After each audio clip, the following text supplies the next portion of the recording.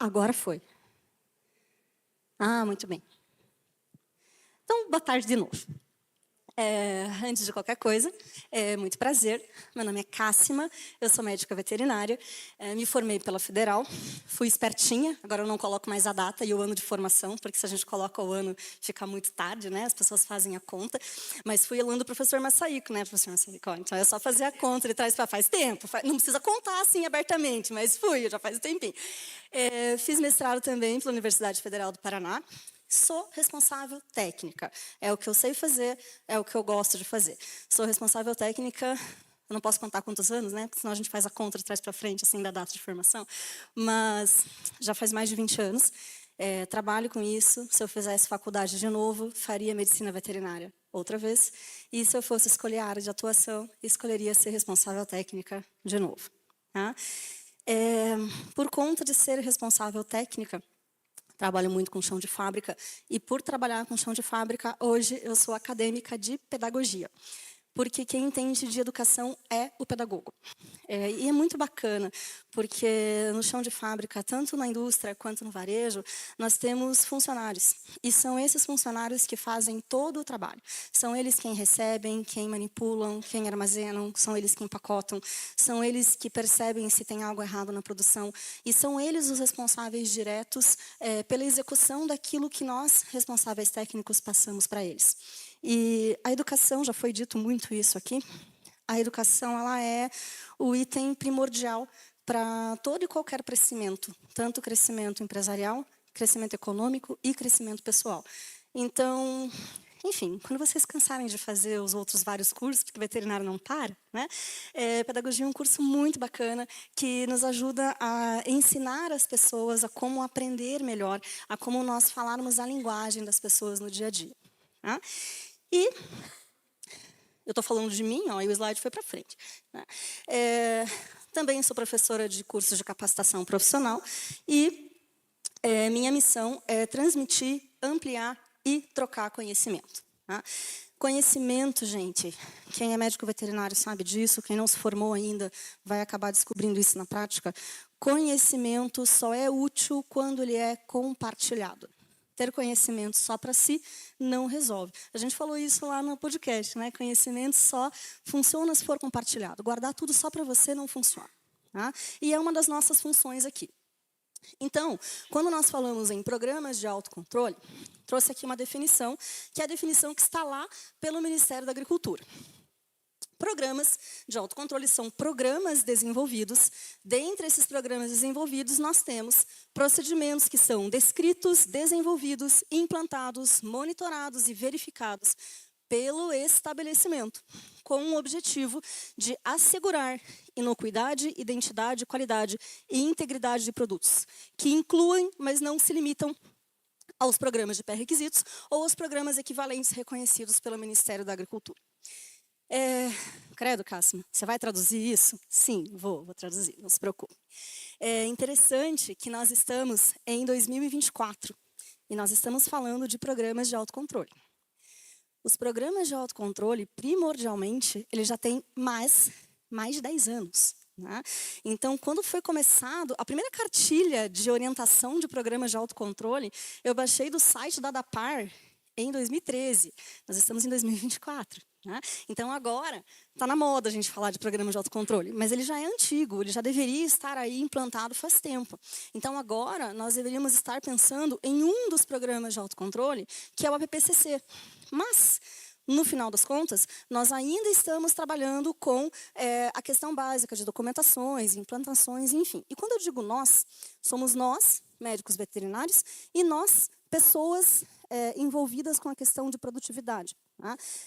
Lógico, a gente tem hoje uma questão de serviços de inspeção municipal, nós temos consórcios intermunicipais, nós temos SUSAF, então nós temos hoje vários momentos que colocam o empresário frente a frente com a necessidade dos programas de autocontrole. Então, sim, demorou 10 anos, mas se tivesse começado agora, só ia ficar efetivo ainda daqui 10 anos. Então, ainda bem que começou um tempo atrás, para que a gente consiga realmente agora estar engatando aí para fazer esses programas funcionarem. Tá? Traduzindo, Programas de pré-requisitos são conjuntos de procedimentos de boas práticas, tá, que as empresas devem seguir para garantir os princípios do sistema APPCC. Os programas de pré-requisitos, eles são componentes essenciais do sistema de segurança de alimentos. Eu costumo colocar assim, gente, ele assegura. Eu coloquei garantir aqui, mas quem já fez aula comigo sabe que eu não gosto muito de garantir. Porque garantir dá a impressão que nunca vai dar errado. E garantir dá errado. Tá? Então, na verdade, a ideia da gente pensar em programas de autocontrole é nós termos o controle do processo. Porque se algo der errado, se algo fugir daquilo que é esperado, nós temos realmente o problema na mão e nós conseguimos identificar e nós conseguimos correr atrás do prejuízo, digamos assim. Tá? Então, esses programas de autocontrole, eles são procedimentos de boas práticas. Tá? E as boas práticas, na verdade, o pessoal acaba confundindo muito, mas boas práticas ele é um conceito, ele é uma ideia, ele é uma vivência, ele é um dia a dia. Tá? Então, boas práticas ele é mais do que papel, boas práticas é mais do que documento. Tá? Dentre os documentos e boas práticas, nós temos manual de boas práticas, procedimentos operacionais padronizados, procedimentos padronizados de higiene operacional, os programas de autocontrole, e o APPCC, que faz parte dos programas de autocontrole. Porém, essas boas práticas, elas são realmente atitudes. Tá? São desde a contratação do funcionário até a entrega do produto final. Veja, boas práticas não é simplesmente eu escrever quais são os procedimentos da empresa, os procedimentos de recebimento, manipulação e armazenamento. Boas práticas vai desde a contratação. Já aconteceu, muitas vezes, de estabelecimentos que precisam de funcionários, no momento da entrevista, a gente descobre que, né, na entrevista, aquele funcionário ele é fumante. Poxa, o funcionário ele é fumante, quais os riscos que isso vai acarretar para a empresa como um todo? Poxa, ele vai ter que sair, aqui na empresa não é permitido sair durante o intervalo, ele tem que tirar o uniforme, fumar lá fora, voltar. Isso atrapalha no processo produtivo, atrapalha no processo do próprio funcionário. E, às vezes, por mais que nós tenhamos um procedimento de lavagem de mãos, talvez fique resíduo de cheiro no alimento. Então, sem preconceito, as pessoas fazem o que elas querem, porém, para aquela atividade específica de manipulação, aquele funcionário com aquele hábito, ele não é adequado. Então, as boas práticas, elas são atitudes desde a contratação das pessoas. Essas pessoas, elas têm perfil para trabalhar com alimentos ou não. Tá? Sempre pensando que a ideia de tudo isso é a segurança do produto final para o consumidor final. Tá?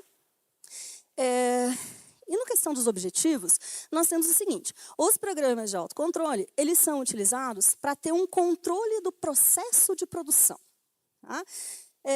São procedimentos que fundamentam uma inspeção contínua e sistemática. O que significa isso?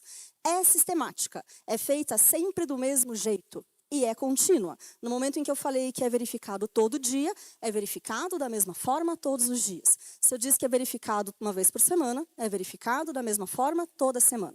Então, ele é sistemático e contínuo, baseado naquilo que eu, responsável técnico, em conjunto com a empresa, definimos que tem que ser feito. Ok? Olha que interessante. Os programas de autocontrole, eles são definidos pelo estabelecimento. Nossa, eu posso fazer o que eu quiser? Desde que você não fuja das regras claras? Sim.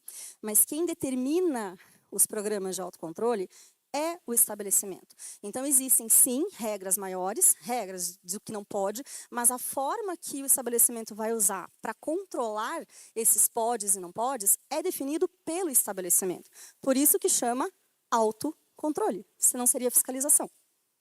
Então, não é mais uma fiscalização externa, é um programa que a própria empresa faz para que ela consiga gerenciar o seu processo produtivo. Logicamente, é um programa que é fiscalizado, porque no momento em que a empresa escreveu que ela faz o procedimento A, B, C, D ou E, a fiscalização, logicamente, vai ler, cara crachá, vai ler o documento e vai ver se aquilo que está escrito realmente é aquilo que está sendo aplicado na prática ou não. Está cheio de fiscal aqui, vocês me corrigem se eu estiver falando bobagem, tá? Mas é isso aí. Então, gente, os programas de autocontrole são instrumento de gerenciamento de todo o processo. Tá?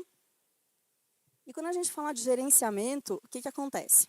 Nós temos duas situações. Nós temos a situação em que o estabelecimento ele faz os programas de autocontrole porque a fiscalização pede. Então, poxa, é um papel que tem que ser feito para entregar para a fiscalização. Quando a empresa tem esse conceito, a empresa tem essa ideia, realmente ele é apenas um papel. Ele é apenas um documento que o pessoal faz obrigado porque tem que apresentar para alguma fiscalização, senão o registro não sai ou senão o registro não é renovado. Tá? Mas veja, a empresa que ela internaliza esse conceito de programa de autocontrole, ela realmente tem um gerenciamento disso. Ela consegue perceber qual produtor fornece determinado alimento. Às vezes, alguns insumos eles são mais caros, só que eles têm custo-benefício melhor. Às vezes, existem fornecedores que eles têm o mesmo preço de outros fornecedores, só que eles conseguem entregar em intervalos menores durante a semana e não tudo de uma vez. Né? Então, quando a empresa internaliza esse processo, realmente é um gerenciamento do contexto completo, desde receber, armazenar, produzir, armazenado novamente e expedir. Tá? É muito legal quando a gente vê isso funcionando. Tá? E a ideia é que nós, enquanto responsáveis técnicos, vendamos o conceito de que o programa de autocontrole é um processo de gerenciamento. Gente, eu juro que não sou eu que estou fazendo isso com o microfone. Ele está indo e vindo, mas não sou eu que estou cuidando. Além dessa questão de gerenciamento de marca, de gerenciamento de produção, nós temos a questão de participação de consórcios intermunicipais, credenciamento ao SISB, que é o Sistema Brasileiro de Inspeção, participação do SUSAF, para quem está no estado do Paraná, tá? E aumento de vendas e visibilidade da marca. Veja, um estabelecimento que está numa cidade, que participa de um consórcio e vende apenas para aquela cidade, a visibilidade dessa marca é só daquela cidade.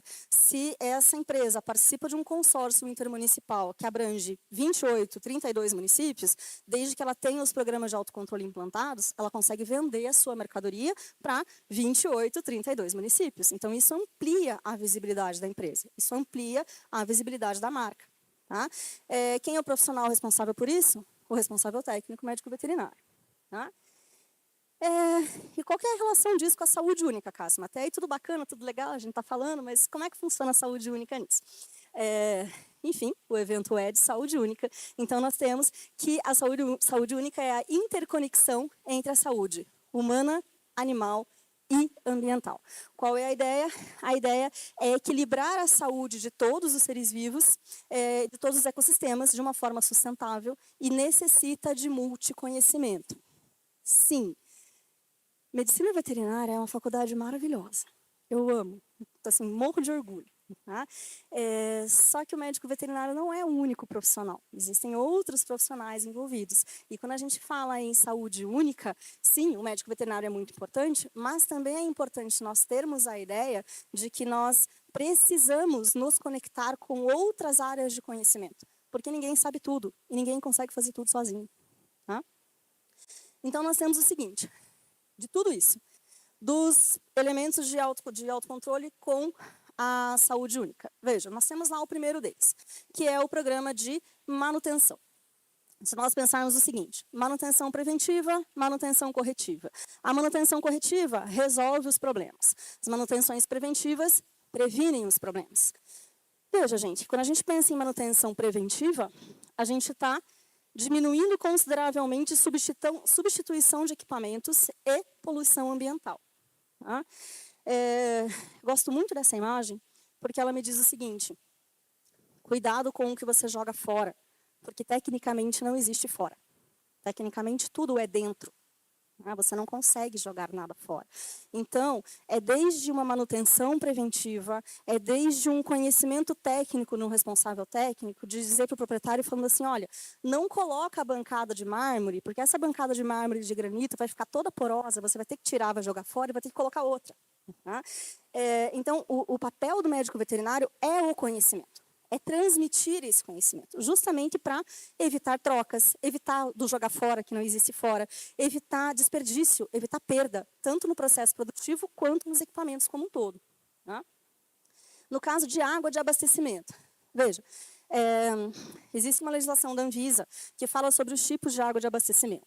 Então, eu tenho a água de abastecimento de rede pública. E eu tenho a água de abastecimento alternativa. Então, o sistema de abastecimento de água é um tratamento feito pela rede pública com um sistema de distribuição. E existe o que nós chamamos de sistema alternativo. Sem entrar no mérito de que, nossa, frigorífico consome milhões de litros de água por dia. Isso a gente já sabe. Mas existem duas formas. Ou o frigorífico trata, ou a empresa, o estabelecimento de produtos de origem animal, traz essa água da rede pública, ou essa empresa pode trazer essa água de um meio alternativo. Poço artesiano, mananciais, desde que ele faça o tratamento correto. Cássima, pode? Pode. E qual que é a relação disso com a saúde única? Veja, as pessoas precisam de água tratada. Quanto mais um estabelecimento usar a água tratada da rede, menos numa questão de emergência nós temos água de rede disponível para a população. No momento em que esse estabelecimento tem a sua água proveniente de uma fonte alternativa, esta fonte alternativa não consome a água tratada que a rede de distribuição precisa distribuir para as pessoas que têm necessidade de água potável. Então, parece pouco, mas não é. Pense num frigorífico, quantos milhões de litros de água se gasta por dia. Então, isso realmente faz muita diferença. Para nós aqui, o que acontece? A gente está numa capital, e quem está em capital meio que vive numa bolha, né? Então, a gente está numa bolha em que a gente acha que está tudo, tudo fácil, tudo na mão. Mas veja, a gente pensa em estabelecimentos que eles estão no interior, eles estão em área em que a distribuição ela já é precária por si, porque falta. É questão de políticas públicas, que já foi falado aqui algumas vezes. Mas a questão de tratamento disso, e do médico veterinário no papel de verificar essa água, monitorar essa água, ter cuidados necessários com relação a essa água.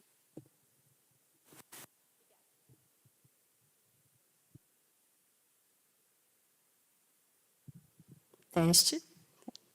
Se ligar, funciona, né? Vocês entenderam tudo que eu falei do começo até agora, ou vocês querem que eu volte? Não, né? Então, tá bom. Então, quando a gente pensa em cidades pequenas, questão de saúde pública, na questão de saúde pública, realmente é muito interessante que a empresa ela não consuma a água destinada à distribuição para as pessoas. No controle integrado de pragas. Veja, controle integrado de pragas é mais do que contratar a empresa de desinsetização e desratização, distribuir isca pelo estabelecimento inteiro e matar todos os ratos.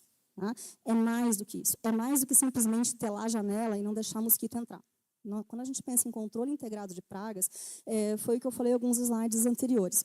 É necessário ser multidisciplinar. Nós precisamos ter um mínimo de conhecimento de biologia. Cássima, eu fiz medicina veterinária, eu não sei biologia. Mas a gente conhece algum biólogo em algum lugar. E tem um monte de curso que está disponibilizado aí pela internet. 2024, gente, é um ano incrível. Você consegue muitos cursos assim procurando no Google. É super bacana. Para quem assim se formou antes de 2000, a gente tinha que ir na biblioteca, né, Zorba? Não tinha assim, cursos à disposição assim, na internet. Mas veja, gente, quando a gente fala em controle de pragas, olha que interessante. Tem ali um dado que diz o seguinte, uma única ratazana pode ter até 200 descendentes em uma única vida, em um único ano. São de 15 a 12 filhotes por ninhada e de 3 a 6 ninhadas por ano. As jararacas, elas gostam de ficar perto de áreas onde tem populações de ratos, principalmente ratos jovens, porque é muito mais fácil você caçar uma criança adolescente do que caçar um rato adulto. Então, a rapidez do rato adulto é muito maior. Mas veja, uma única jararaca consegue matar 90% de uma única população de ratos originários de uma única ratazana. Então, quando a gente fala em controle de pragas e em controle ambiental, veja, não é simplesmente colocar iscas para impedir os ratos de entrarem na porta do estabelecimento. Não, é ter cuidados dentro de um perímetro razoável para que esses ratos não adentrem o perímetro de segurança. Porque muitas vezes o que acontece? Frigorífico a gente vê muito isso. Aparece lá uma cobra jararaca, o pessoal ou mata ou... Na verdade, a maioria das vezes eles matam. E essa jararaca é realmente o animal que ia fazer o controle ambiental desses ratos. Mas por que aquela jararaca está ali? Porque está sendo falho o controle de ratos dessa região em perímetro seguro e essa jararaca deveria estar lá atrás do perímetro aceitável. Esses ratos não deveriam estar chegando aqui. Então, quando a gente fala em controle, não é simplesmente colocar isca. é a gente pensar no acesso, no cheiro, em disponibilização de iscas, mas não perto do perímetro. Iscas afora no perímetro seguro, para que esses animais predadores não cheguem perto. Tá? Vale o mesmo para mosquitos, para pernilongos, para baratas, para formigas, vale o mesmo para todos os outros. E a gente, às vezes, não tem um conhecimento completo sobre isso. Mas é uma das nossas responsabilidades estudar sobre isso e adquirir conhecimento para fazer um trabalho bem feito. Senão não era saúde única, né, gente? Então, assim, é saúde única justamente porque a gente precisa de um conhecimento completo. E é saúde única porque a gente também precisa de conhecimento de outras áreas. Né? Porque muitas vezes, assim, a gente é muito bom, mas às vezes sozinho a gente não dá conta. A gente precisa de outras partes. Tá? Na questão dos elementos, vocês vão dizer assim, Cássio, você pulou o 5. Não, não pulei, o 5 está na próxima. Tá? Na questão de higiene industrial e operacional, procedimentos sanitários operacionais, controle de matéria-prima, ingredientes e embalagem e controle de temperaturas, veja, estes elementos estão diretamente ligados à qualidade de produto final. Então, eu preciso de uma higienização adequada para que o produto final seja seguro. Eu preciso de procedimentos sanitários, que seria a troca de facas, tábuas com cores diferentes, enfim, que, de novo, garantir, que eu não gosto muito, mas, enfim, que primem pela qualidade desse produto final. Tá? Ainda em questão ambiental, se eu estiver falando de higiene, que tipo de produto de limpeza que eu estou usando? Esse produto tem registro no Ministério da Agricultura? Tem registro na Agência Nacional de Vigilância Sanitária? Esse produto, ele é biodegradável ou não? Esse produto pode ir para a rede de esgoto, sim ou não? Então, quando nós pensamos em saúde única, o programa de autocontrole, sim, tem relação extrema com a saúde única. Tá? Higiene e hábitos higiênicos dos funcionários. Vai dizer agora, sim, a pessoa que faz faculdade de pedagogia. Né? Quando nós pensamos em funcionário, gente, é claro que o estabelecimento ele faz os exames nos funcionários, que são os exames obrigatórios pelo Ministério do Trabalho e são os exames obrigatórios pela empresa, que a empresa determina, já que é um programa de autocontrole, a empresa determina quais são os exames necessários. Então eu quero que os funcionários tenham o exame de salmonela, tenham o exame de verminose, tenham o exame XY bolinha. No momento em que a empresa determinou isso, junto nós temos os exames do Ministério do Trabalho. Esses exames, eles pedem atestado de saúde ocupacional, para saber se esse funcionário tem condições de trabalhar naquela atividade. Isso durante os anos de exercício naquela atividade, ele não vai ter lesões por esforço repetitivo. Além disso, nós temos o GRO, que é o Gerenciamento de Riscos Ocupacionais, que é aquele documento que diz o seguinte: o funcionário está trabalhando na linha de abate, qual é a quantidade de decibéis que tem nessa linha? Esse funcionário precisa de fone de ouvido? Ele precisa de proteção? Sim ou não? Poxa, esse funcionário está trabalhando na desossa, quais os equipamentos de proteção individual ele precisa? Ele está trabalhando na limpeza, quais os EPIs, equipamento de proteção individual, ele precisa? Então, isso é saúde humana. Então, tudo a ver. Saúde única, saúde animal, saúde ambiental. Tá? Além disso, é o queridinho da nova agora, que é o tal do APPCC. Gente, o APPCC foi criado junto com o PAC, já tem mais de 10 anos, tá? Então, ele já é velhinho, assim, mas a gente vamos batendo nele. O APPCC, gente, ele é um plano. O plano em si do APPCC é o que nós chamamos do documento. Então, o documento onde está descrito a análise de perigos e pontos críticos de controle, este documento é chamado de plano. Este APPCC implantado, ou seja, controlado, tudo que eu estou dizendo que precisa ser controlado, está sendo efetivo, isso eu chamo de sistema. Então, o plano é o documento que está ali. O sistema é esse documento implantado. Tá? A análise de perigos de pontos críticos de controle, ela é muito legal. Desculpa. E ela faz parte do PAC. Por quê? Porque ela é uma análise que vai me dizer o seguinte: olha, nessa etapa aqui, recebimento. Quais os perigos existem nesta etapa? Ele é feito por etapa, tá, gente? Então, nessa etapa existe um perigo químico, físico, biológico, radiológico e alérgeno. Pelo Códex aumentou 2, tá? Então, para quem estava lembrando só dos 3, agora o Códex, eu digo novo, mas nada é novo, né? Tudo já é novo, mas já faz tempo. É igual quem faz curso de rotulagem comigo, assim. A nova legislação de rotulagem. A gente está em 2024, gente. Isso já mudou faz tempo. Já não é nova, já faz tempo, tá? Mas veja, quando nós pensamos em perigos, nesta etapa, quais são os perigos existentes? Mesma coisa, recebimento, armazenamento, produção. Quais são os perigos existentes? Químicos, físicos, biológicos, radiológicos e alérgicos. Desses perigos, quais deles existe o que a gente chama de matriz de risco? Eu coloco isso numa matriz de risco para saber se esse perigo ele é um perigo pequeno, médio, grave. Sendo um perigo grave, eu penso o seguinte, aqui nesta etapa, tem algo que eu possa fazer que diminua esse perigo? Sim ou não? Ah, tem. Eu consigo aqui trabalhar, exemplo clássico, o pessoal adora, pasteurização do leite. Então, qual é o objetivo da pasteurização? Diminuir contagem bacteriana, principalmente... tuberculose. Desculpa, me perdi. Principalmente tuberculose. Tá? Então, o objetivo, quando foi inventado por Louis Pasteur, lá em 1800, Guaraná com rolha, o objetivo era esse, tá? Matar a tuberculose para saúde única, não ter transmissão de doença para pessoas, a zoonose. Tá? Então, veja, nesse processo de pasteurização, existe um perigo biológico? Existe. Existe algo que eu possa fazer para eliminar esse perigo? Sim, o processo de tempo e temperatura, pasteurização. Ok. Depois desse processo, existe alguma outra coisa que eu possa fazer que vai eliminar esse patógeno? Não. Então, ali a pasteurização eu entendo que é um ponto crítico de controle. Porque ali, depois disso, não tem mais nada que controle. Não tem mais nada que elimine aquele perigo. Tá? Então, ali, eu tenho que ter um controle específico de tempo, de temperatura. Se não saiu de acordo, tem que repetir. Né? Então, eu tenho que ter planos de ação caso isso dê errado. Tá? Então, o APPCC ele é muito legal porque ele consegue te basear em quais planilhas eu tenho que ter, quais controles eu tenho que fazer, o que é um ponto que realmente eu não posso, se der errado eu tenho que fazer de novo, o que é um ponto que eu posso consertar com o hábito de boas práticas de fabricação. Né? Então, ele parece um documento, bom, ele é um documento extenso e, modéstia, não vou mentir, ele é um documento chato. Tá? Ele é extenso e é chato, mas ele é super funcional, ele é muito bacana, porque ele realmente te dá uma visão muito, muito ampla do que é o estabelecimento como um todo. Tá? Ali, nos elementos de controle, voltando, né? O que o veterinário tem a ver com a PPCC? Quem é que entende processo?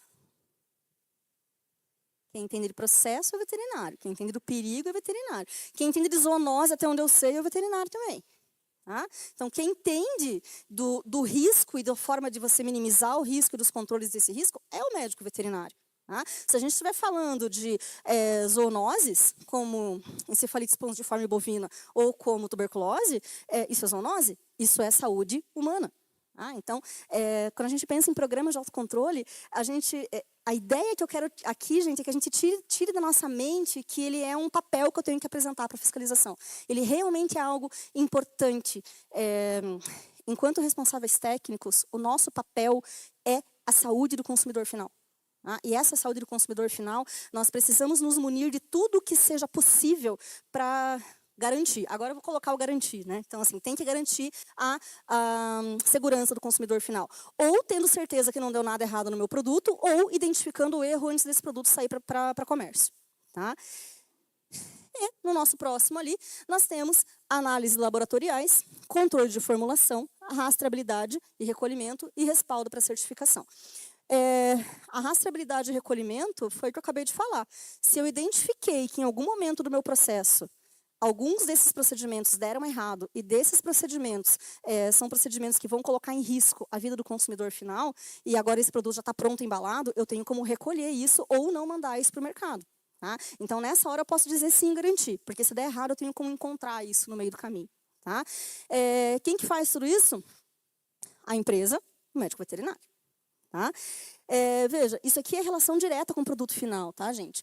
Preocupação de empresa com o consumidor. Quando a gente fala aí de controle de formulação e combate à fraude, acho bem interessante a questão de controle de formulação, porque esses tempos até comentei com as meninas ali atrás, teve um cliente meu, ele resolveu fazer linguiça, porque todo cliente que tem açougue de carne temperada, um dia acorda e fala, nossa, quero fazer linguiça, não sei qual que é a ideia, tipo, vou acordar e vou fazer linguiça. Tá? Aí, no que ele resolveu fazer linguiça, eu falei, me manda as fichas técnicas dos produtos, antes de você ficar inventando moda, né, e colocar isso para vender, me manda a ficha técnica desse produto. No que eu peguei a ficha técnica, fiz o controle de formulação. Quem fez curso de rotulagem comigo, levanta a mão. Ai, quanta gente, que orgulho. Obrigada. Olha só. Quem fez curso de rotulagem comigo, fez lá junto comigo o controle lá da formulação para a gente saber quanto de nitrito e de nitrato tem no produto final. Tá? No momento em que eu fiz essa mesma conta que eu faço com vocês na aula, eu descobri que a quantidade de nitrito estava 7 vezes acima do permitido.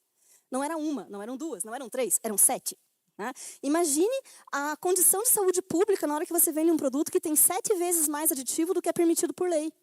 Né? Olha, você pode estar matando a população, gente, daquele bairro, daquela cidade, daquela região como um todo. Tá? Então, isso é bastante complicado. Então, qual foi o meu papel naquela hora? 1, ter o conhecimento técnico. 2, fazer a conta da formulação. 3, chegar para o proprietário e falar, olha, está errado.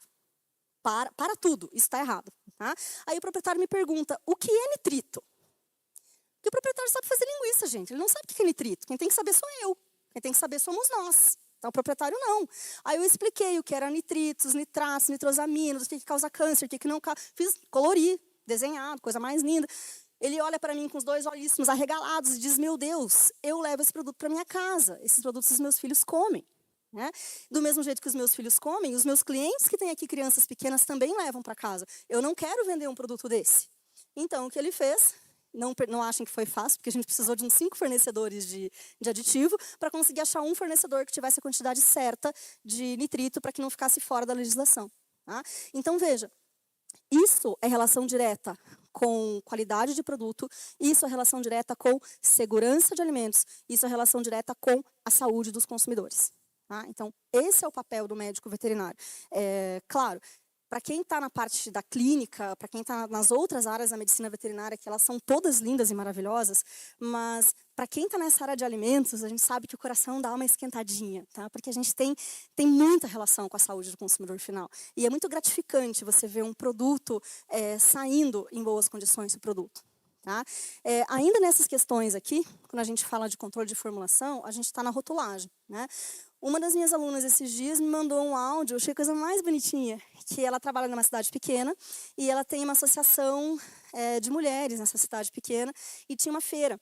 E essa associação pediu para que ela fizesse os rótulos das bolachinhas, molho de tomate, enfim. E o que as meninas passaram no áudio foi o seguinte, olha, Cássima, que bacana. Comparado com outros, o nosso vendeu bastante porque a gente tinha um rótulo legal, a gente tinha um rótulo completo. Tá? E foi ela que fez. Tá? Então, perceba quando a gente fala em saúde, não é só a saúde no sentido patológico, no sentido orgânico, é saúde no sentido de bem-estar, é saúde em poder vender o seu produto, é saúde em conseguir ter tranquilidade na questão do seu trabalho. Tá? Então, a saúde ela envolve mais do que apenas a saúde orgânica, ela é saúde física, mental e emocional. Tá? E nós temos um papel nisso. E é muito legal a gente ver quando funciona, porque funciona. Tá? Bem-estar animal. Para os estabelecimentos que fazem abate, existe a instrução normativa do Ministério da Agricultura, instrução normativa 3, de janeiro de 2000. Ele é o regulamento técnico de abate humanitário para animais de açougue. Veja, esse regulamento, ele pede tudo, todos os métodos. Método de transporte, de descarga, de espera, onde é que está esperando, temperatura de espera, tempo de espera, como que vai abater, como que vai conter, qual é o método de abate, é por eletronarcose, é por pistola, qual é o tipo da pistola, a marca da pistola, tempo de contenção, se for insensibilização elétrica, qual o tempo de contato dessa insensibilização, métodos de sangria, métodos de escaldagem, para quando for suíno e aves, métodos de esfola para quando for bovinos. Então, veja, não dá mais para bater em tronco de árvore. Tá? Isso é totalmente bem-estar animal. Então, é o que eu sempre falo. Eu adoro bacon, tá? Então, sem preconceitos com relação a isso, adoro bacon, adoro produto de origem animal. Tá? Mas, assim, não é porque vai morrer que pode ser maltratado. Tá? Então, vai morrer, já vai morrer. Já vai virar comida. Então, vamos fazer o melhor que a gente pode para que morra com dignidade. Afinal de contas, vai virar a comida que nos alimenta. Então, já que vai morrer, vamos fazer a melhor parte possível. E ainda assim, se nós pensarmos em bem-estar animal, claro, mas além disso, nós temos o bem-estar da saúde humana, porque são produtos feitos realmente com animais em bom estado, no caso, bom estado emocional. Tá? E nós temos também a questão de menos perda econômica, porque no momento que tem menos perdas econômicas, animal menos estressado, tem carne de melhor qualidade, as perdas econômicas também diminuem. Tá? Então, o nosso papel, ele vai além só da saúde, ele também é um papel econômico muito importante. Tá? Na questão de identificação de material especificado de risco, ele é um programa de autocontrole que ele diz que ele dá as diretrizes para a remoção desse material. Tá? Ali na legislação específica, ele vai listar quais são os materiais especificados de risco, mas o objetivo disso, gente, é controlar encefalite espongiforme bovina, doença da vaca louca, causada por um prion, geralmente pela ingestão de alimentos contaminados com esse prion. Então, a ideia é que esse material de risco não entre em contato novamente com a alimentação de ruminantes. Então, se nós pensarmos nesses materiais, veja, encefalite espongiforme bovina é zoonose, é neurodegenerativa fatal. Para humanos, ela é rara. É rara, mas não é impossível. Então, se não é impossível, pode acontecer. Se pode acontecer, tem que ser controlado. Então, além de saúde animal, é saúde humana e é saúde econômica. Não se enganem, o país que não tem boa saúde econômica não consegue dar bom sistema de saúde única para a sua população. Então, a saúde econômica ela é também muito importante. Tá? Então, gente, na questão de identificação de material especificado de risco, o objetivo é controle de zoonose. É impedir que esses materiais sejam introduzidos na cadeia alimentar. Então, eles podem ser desnaturados, eles podem ser incinerados. Então, para quem faz abate de bovinos e caprinos, esse material ele precisa ser eliminado para que não volte em forma de ração, em forma de ração de farinha de carne, farinha de osso, enfim, tem que ter eliminação correta disso. Prevenção de saúde pública. Tá? Aí lhes pergunto, papel do médico veterinário em tudo isso. Tá? Médico veterinário é o detentor do conhecimento. Ai, Cássima, mas eu não sei tudo. Bem-vindo ao time, ninguém sabe. Tá? Então a gente tem que descobrir. Tá? Pergunta para o coleguinha, faz um curso. Enfim, a gente se vira. Tá? Se você for eu sempre digo isso, quem já fez curso comigo escutou isso muitas vezes. Se você for esperar saber tudo para conseguir começar alguma coisa, não vai começar nada nunca. Vai. Tá?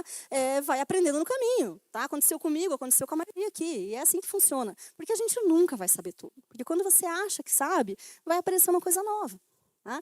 Igual que eu estava ali perguntando, daí a Juliana falou assim, eu falei, nossa, podia começar logo, porque eu estou nervosa. Né? Aí a Juliana falou assim, nossa, mas você está nervosa? Você faz palestra o tempo todo? Eu falei, pois é, mas assim, quando você acha que o time está ganhando sempre, é a hora que dá errado.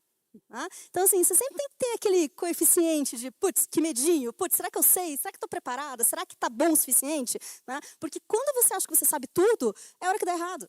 Tá? Porque a gente nunca vai saber tudo. E isso é normal. E, inclusive, é esperado, né? Porque, assim, se você sabe tudo, é porque o mundo parou. Se o mundo parou, nada evolui, daí o nosso conhecimento fica sempre suficiente. Tá? Mas a ideia não. A ideia é sempre que a gente vai evoluindo nesse contexto. Então, veja. Médico veterinário é o detentor do conhecimento técnico.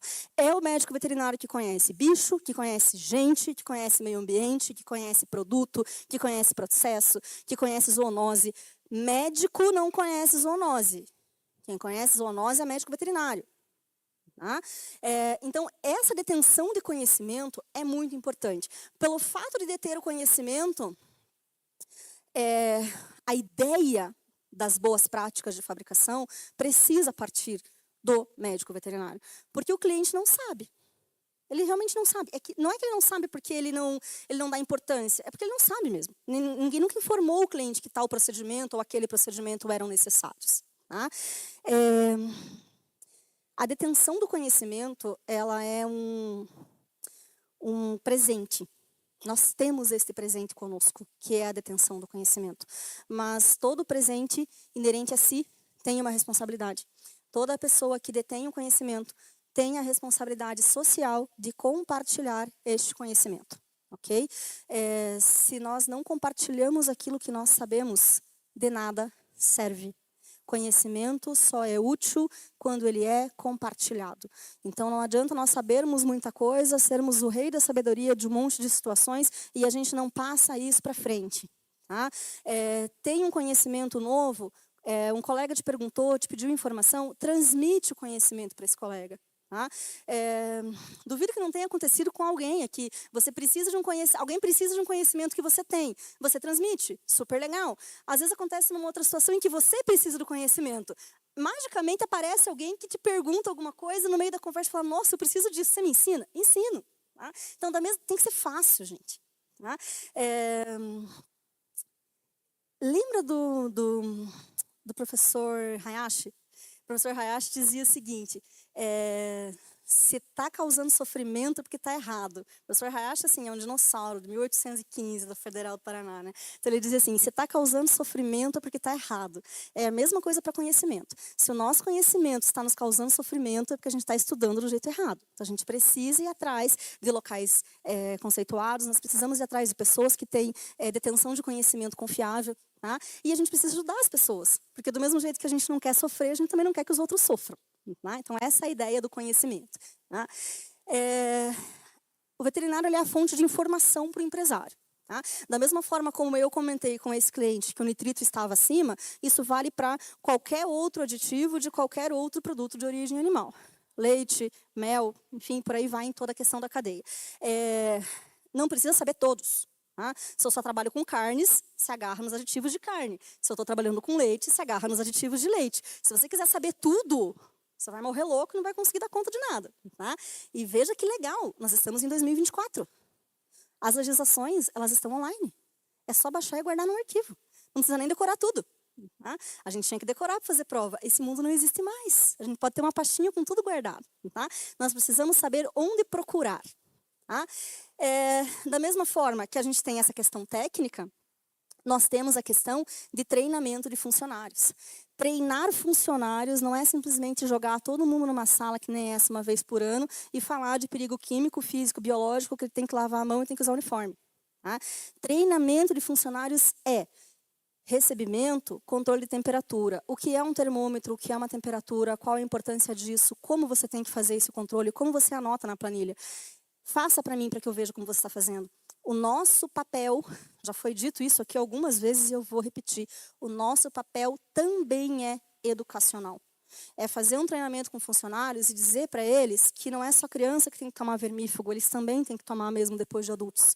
É dizer para esses funcionários que eles precisam ir no posto de saúde e fazer exames periódicos, porque eles não têm esse conhecimento, eles não têm esse hábito desde sempre nas famílias deles. Tá?